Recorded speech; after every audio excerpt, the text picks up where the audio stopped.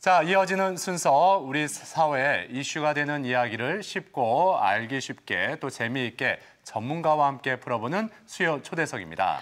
네, 중년 남성들이요. 그쯤 되면 상실감과 우울증을 호소한다고 합니다. 단순히 우울증이나 갱년기라고 보기에는 그 안에 많은 문제점들이 존재한다고 하죠. 그래요. 그래서 오늘은 중년 남성들의 이야기를 한번 해볼까 하는데요. 중년기 남편 탐구라는 주제로 유명숙 상담 심리학 박사와 말씀 나누겠습니다. 어서 오세요. 네, 안녕하세요. 안녕하세요. 네. 사실 젊은 남성들이야 별로 고민이 없겠지만 중년 남성들에게 이런 내적 갈등이 생기는 이유가 따로 있을까요? 이론적으로 설명이 가능한가요? 네, 그렇습니다. 이제 중년기는 아주 어려운 시기이기 때문에 중년기 연구가 활발한데요. 그중에서 중년기의 특징이라고 한다면 중년기는 호르몬의 변화 또 신체적인 쇠퇴기가 시작되는 시기이기 때문에 심리적인 영향을 받게 됩니다. 그래서 심리적인 영향을 받게 되는 증상 중에서 제가 오늘 번아웃 증후군에 대해서 말씀을 드려보려고 합니다. 이 번아웃 증후군은 어떤 일에 지나치게 몰두하다가 어느 시점에서 갑자기 마치 불타버린 연료처럼 무기력해지면서 자기가 하던 일에 집중하지 못하게 되는 상황이 벌어지게 됩니다. 계획하던 일이 좌절되거나 또는 심리적으로, 신체적으로 과로가 쌓여 있을 때 나타나게 됩니다. 이제 이렇게 되면 삶의 의미, 보람을 상실하게 되고 급격하게 슬럼프에 빠져들게 되는데 우리나라에서 직장 생활을 하는 직무 스트레스를 겪은 85%의 직장인들이 경험하는 증상이라고도 합니다. 네.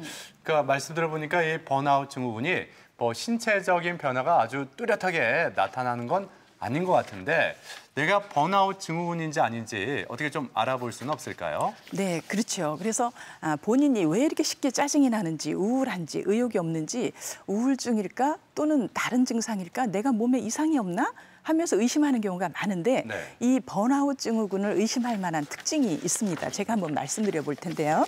네. 직장에서 동기들보다 승진도 빠르고 일에 열정적이었는데 어느 날부턴가 일이 재미가 없어서 출근하는 일이 너무나 힘들어집니다. 또 주변 사람들이 신나고 즐거워 보이는 모습이 거지처럼 느껴지고 점점 냉소적으로 변하고 있는 겁니다. 모든 것이 더덥게 느껴지고 이유 없이 슬프기도 합니다. 또 나만 열심히 일한 것 같아 화를 참을 수 없는 분노가 나타나기도 하고요. 예전에는 잘 지냈던 주변 사람들에게서 자주 실망감을 느끼게 됩니다.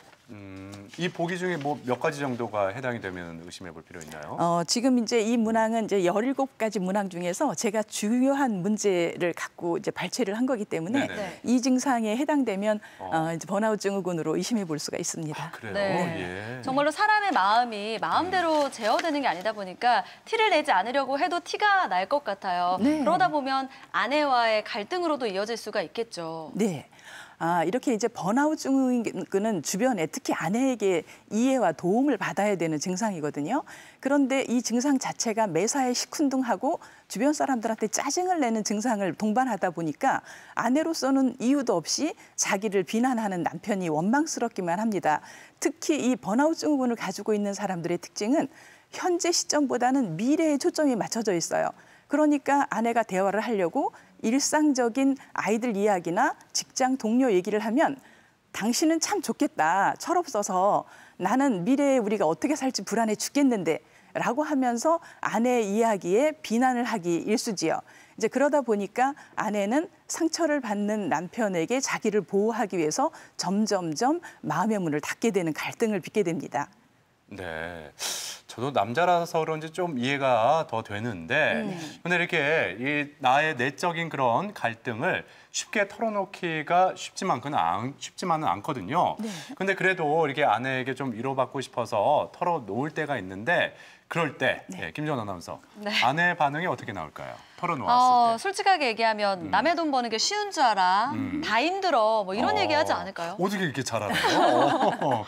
네. 이런 반응 나오거든요. 그렇죠. 네, 그렇죠. 그러니까 아내는 느닷없이 호의로 대했다가 비난을 받은 경험이 있다 보니까 남편이 직장 동료로 인해서 속상한 걸 얘기하면 자기 마음을 그 직장 동료하고 동일시해서 그러니까 당신 원래 좀 그런 면이 있었어. 하면서 남편을 대인관계에 무능한 걸 지적하게 됩니다. 그러면 남편은 야 내가 아내한테 얘기하다가는 나만 더 이상한 사람이 되겠네 하면서 그 다음에는 마음의 문을 닫고 점점 번아웃 증후군으로 가까이 이제 번아웃으로 다가가게 되는 거죠. 그런데 이런 비슷한 상황에 놓였다고 해서 모든 남성이 또 번아웃 증후군은 아닐 것 같다라는 생각도 들거든요. 네. 어떻습니까? 그렇습니다. 이제 번아웃 증후군으로 가는 남성들의 특징이 있습니다. 제가 한번 말씀드려 볼게요. 네.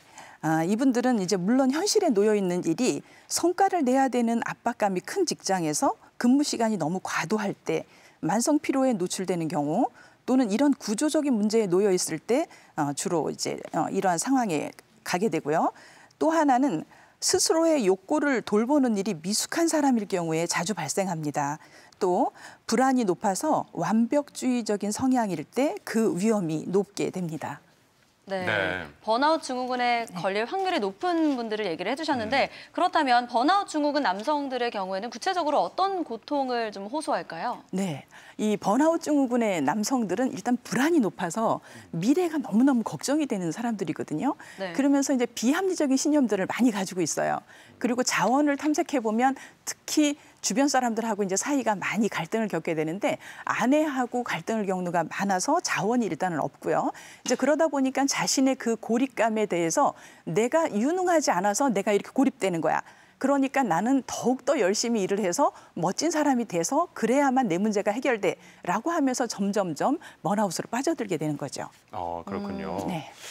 근데 이 번아웃 증후군 나 혼자만의 생각이고 나 혼자 해결하려고 하면은 힘들 것 같다라는 생각이 들거든요. 어떻게 좀 해결 방법이 없을까요? 네, 그래서 이 번아웃 때문에 혼자 남편분이 와서 상담을 의뢰하실 경우에도 저는 이제 반드시 아내분을 함께 상담 자리에 모십니다. 그래서 이제 아내분과 남편하고 같이 상담하는 자리에서 번아웃 증후군은 어떠한 일인지 또 중년기의 남편은 어떤 특징을 가지고 있는지 이러한 것들을 쭉 함께 이야기하면서 아내가 그동안에 남편한테 받았던 상처는 남편의 본 마음이 아니라 번아웃 증후군이라고 하는 증세로 인해서 내가 상처를 받았구나라는 거에 대해서 아내가 치유가 되고 이제 그 다음에는 아내를 남편을 돌보는 자원으로 이제 활용을 하게 됩니다.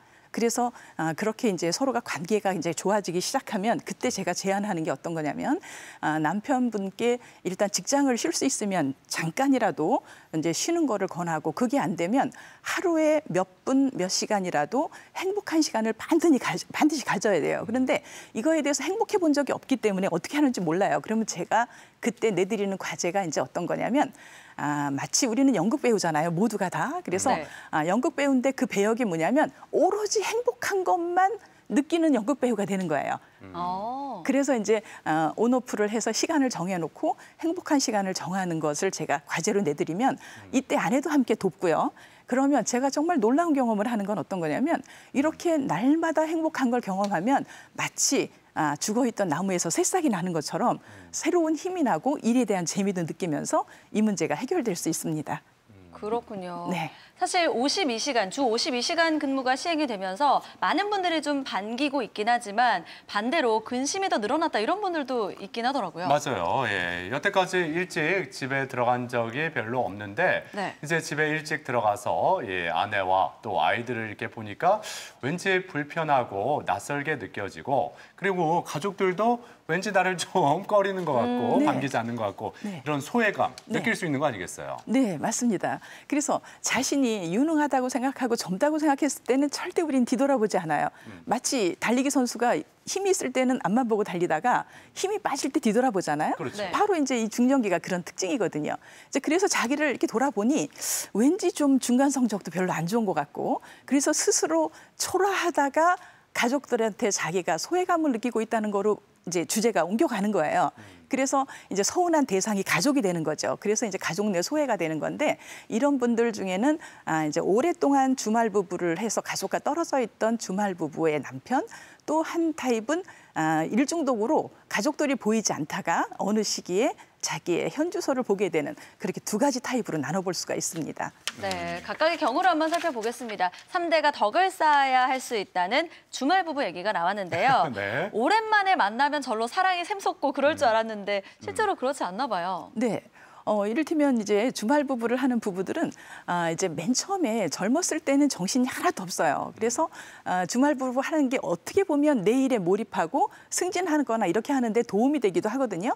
그래서 생각을 하고 있지 않다가 문득 중년기가 되면 아이들이 그랬지, 내 아내가 그랬지, 그때 그랬던 말이 생각이 나네 하면서 좋은 마음으로 가족에게 다가갑니다. 그런데 사춘기가 된 아들은 왠지 거리감을 두면서 미묘하게 누구신데요? 이런 느낌을 좀 이제 받게 되는 거예요. 그러면 아내는 설마 내 편이겠거니 하면 아내 역시도 아이들과 똑같은 거리감을 갖게 되면서 이제 소외감을 느끼게 되는 그러한 상황입니다. 네. 자, 이 부분은 저희가 상황극을 통해서 좀 더 자세히 들여다보고자 하는데요. 네. 예. 힘들다. 이제 정말 주 5일 근무하고 나서 우리 이렇게 가족들 떨어져 있는 거 너무 싫어. 나 이제 주말 부부 하기 싫다, 여보. 아니 언제부터 그렇게 우리한테 관심이 많았어? 아니 처음에야 이렇게 회사 일에 집중해야 하니까 어쩔 수 없었지만 이제 회사에서 나도 이제 위치가 많이 바뀌었잖아. 이제 자기 개발하는 것도 싫고 이제 가족, 당신하고 계속 있고 싶어.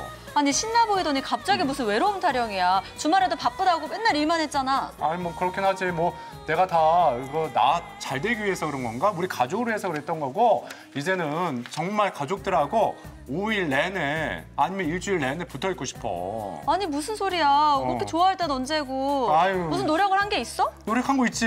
그래가지고 내가 당신한테 주말에만이라도 아이들하고 여행 가자고 하면은 어머. 뭐 아이들 학원 가야 된다 그러고 공부해야 된다 그러고 핀잔만 줬잖아. 진짜 말할수록 답답하네. 요즘 교육이 얼마나 빡빡한 줄 알아. 애들 공부해야 돼. 정말 말이 안 통해. 공부가 중요해. 가족이 중요하지. 됐어. 뭘. 참. 예. 하다 보니 또 감정이 실린다. 감정이입이 되네요. 예. 이런 상황극 저희가 전해드렸는데 일상에서 이런 부부 사이에 이런 일 있을 수 있는 거 아니겠어요? 특히 주말 부부 사이에선. 그렇습니다. 예. 이 정도가 되면 이제 뭔가 역전을 해서 젊었을 때는 아내가 당신 언제 와? 이런 전화를 많이 했다면 이 정도의 시기는 남편은 오로지 지방에 떨어져 있으면서도 가족만 생각합니다. 어떻게 하면 내가 가족 안으로 다시 들어갈 수 있을까? 그래서 동료들의 조언을 구해서 맛집도 찾아놓고 그다음에 공연도 예약하고 그러면서 최소한 요번만큼은 내가 행복할 수 있겠지라는 기대감을 가지고 왔는데 아무도 신경을 쓰지 않는 거죠. 그러면 가족들은 이제는 내 가족들은 내가 그냥 돈만 벌어다 주는 기계구나 라는 생각으로 점점점 마음의 문을 닫아서 상처로 남게 됩니다. 그렇다면 이 부부에 대한 해결책을 좀 제시해 주시죠. 네. 그래서 이제 이런 부부들에게는 제가 간단하게 말씀을 드립니다. 이제 그 가정은 하우스가 아니라 홈이라고 하는데 그냥 형태만 있는 게 아니라 내용이 있어야 되는 그런 의미잖아요. 그러면 저는 이제 까치집을 보면서 감동을 했던 적이 있는데 까치집이 근사하게 젖어 있는 나무 밑둥지에는요. 엄청나게 나뭇가지들이 흩어져 있어요. 그거는 뭘 얘기하냐면 까치가 까치집을 짓는데 그냥 져지는 게 아니라 늘 가지가 떨어져도 포기하지 않고 짓는 거거든요. 예. 그래서 이 주말 부부를 하면서 소외감을 느끼는 남편들은 한번 띡 해보고선 안 하니까 많은 것이 아니라 까치가 까치집을 짓듯이 늘 포기하지 않고 그 한 가지씩을 매주 실천을 하다 보면 또 주중에 떨어져 있으면서 연락도 자주 하다 보면 가족들의 마음이 이제 열리게 됩니다. 네, 그렇군요. 쉽지 않은 것 같아요. 그렇습니다. 오늘 이렇게 중년기 남편 탐구라는 주제로 남편들의 고민도 들어보고 부부간의 어떤 갈등 해결 방법도 살펴봤습니다. 네, 지금까지 도움 말씀에 유명숙 상담심리학 박사였습니다. 오늘 말씀 고맙습니다. 고맙습니다. 네, 고맙습니다.